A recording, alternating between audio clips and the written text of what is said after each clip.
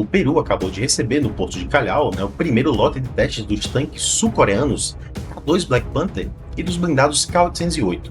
É a primeira vez, pessoal, que tanques como esse vêm para a América do Sul.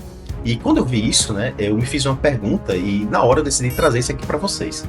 Será que esses tanques serviriam para o Brasil, pessoal? Bom, vamos responder isso aqui hoje, né? Antes de começarmos, eu pedir a todos que se inscrevam abaixo aqui no canal, deixem o like de vocês e também ativem o sino para receber os próximos conteúdos aqui no canal. Lembrando que lá agora na aba de playlist aqui do canal, né, tem várias playlists de raio-x, né, sobre alguns equipamentos brasileiros. Então tem raio-x do Grip, raio-x do KC390. Vocês vão poder verificar, né, todas as notícias e atualizações que eu vou soltando aqui no canal sobre esses equipamentos. Então vão lá e maratonem o canal, tá, pessoal? Então vamos ao vídeo. Estamos falando aí de um acordo assinado em dezembro de 2025, né, do ano passado, em valor de mais de US$ 1 bilhão, né, entre o exército do Peru e a sul-coreana, né, Hyundai Rotor. Mas claro, pessoal, isso aqui, né, é só uma estimativa. O plano deles aparentemente aí prevê a compra, né, de 54 tanques K2 e 141, né, blindados sobre roda K808. E esse detalhe importa muito aqui, tá, pessoal? Porque essa é a primeira exportação do K2 para fora da Europa, né? Onde já faz aí sucesso na Polônia e tudo mais, em alguns outros países. Ou seja, a América Latina está estreando, né, um dos tanques mais modernos do planeta, também mais caros, né?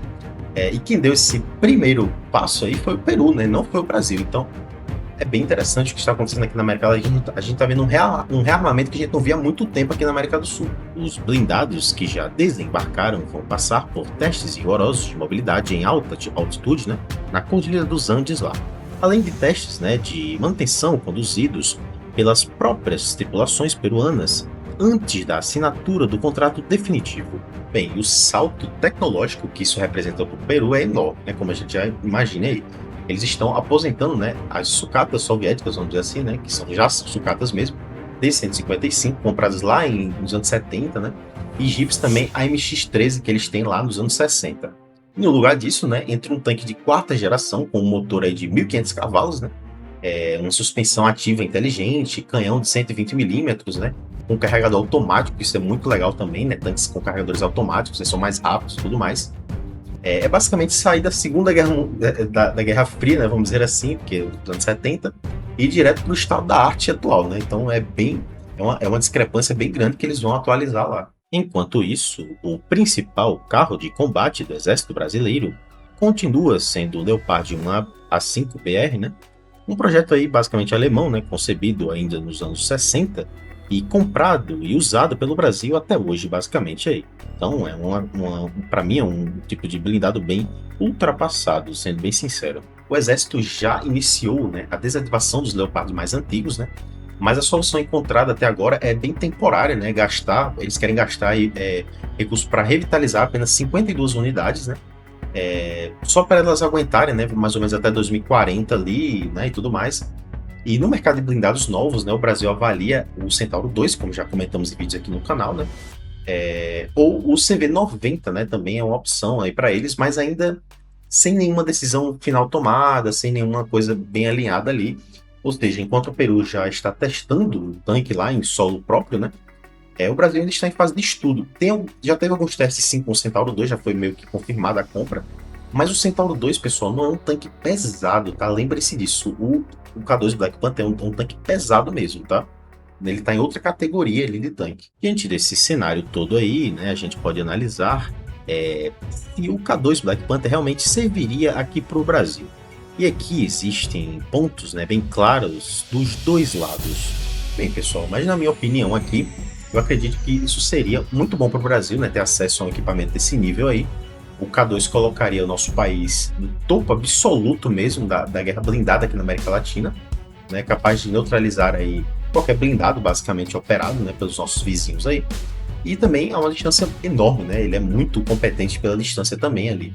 A Coreia do Sul tem aí se mostrado muito mais flexível também com a questão da transferência de tecnologia, o que é importante também, né, na compra de qualquer equipamento militar.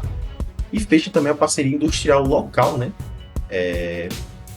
Ela fecha mais do que os alemães e americanos, então é bem legal, né? Que costuma aí normalmente colocar vetos, né, de exportação e tudo mais, assim, então em cima de equipamentos desse tipo. Então é interessante a gente olhar para esses países que estão querendo buscar mercado como a Coreia do Sul.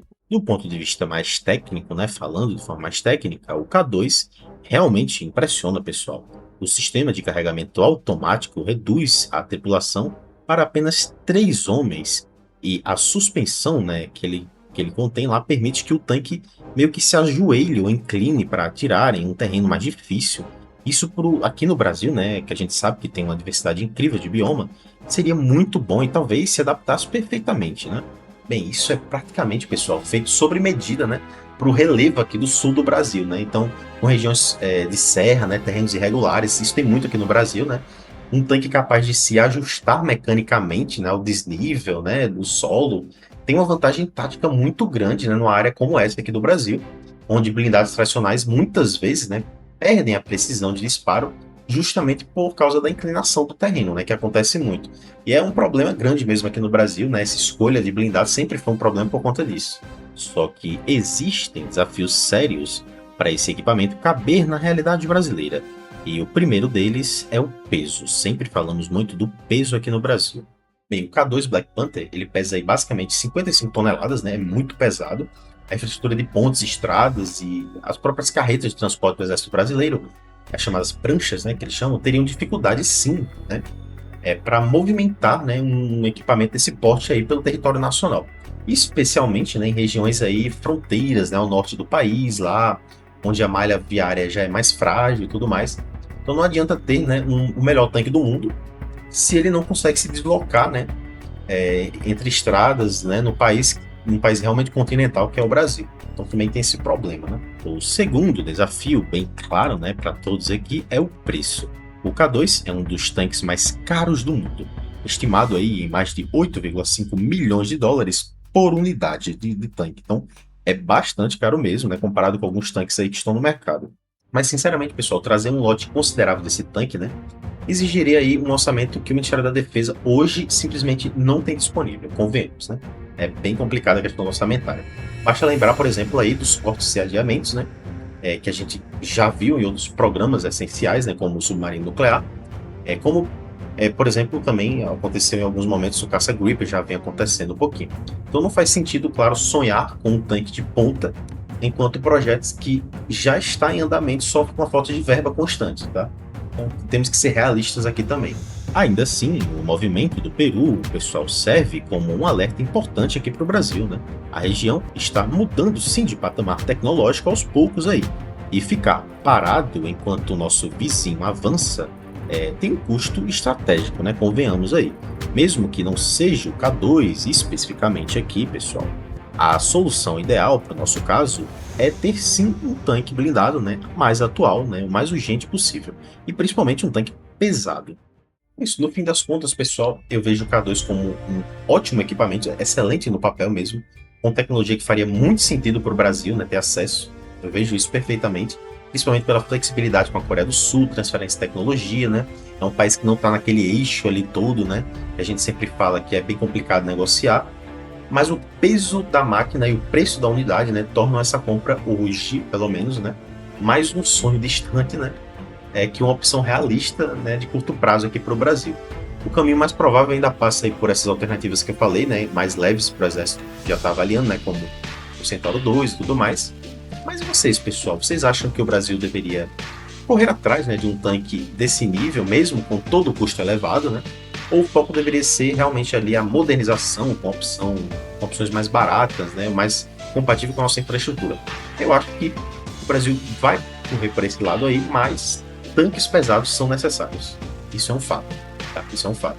Então, deixe sua opinião aqui abaixo, né? E, por favor, com muito respeito, tá, pessoal? Sou apenas um entusiasta, estou apenas dando aqui a minha opinião. Então, até o próximo vídeo.